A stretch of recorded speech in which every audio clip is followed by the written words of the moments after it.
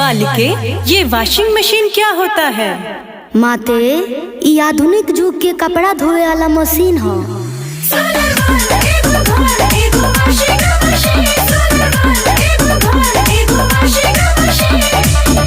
बाबा सब तो दे देनी, अभी सोचा तनी मलबा कहीं खपा दी। इतना कुछ मिलने के बाद क्या क्या करोगे भा?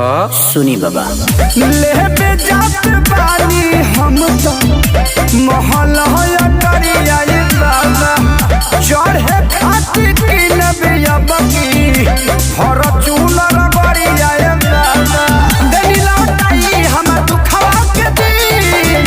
बालक, तुम लालची हो क्या? बाकी लोग हरिचंद्र थोड़ी आइल बा, छोड़ी अब हमके दोसर बर दे दी, हटाई। क्या अमर पाली जैसन साली होखे मौगी के बहिन, अमर पाली जैसन साली होखे मौगी के बहिन, अमर पाली जैसन साली होखे भौजी के बहिन।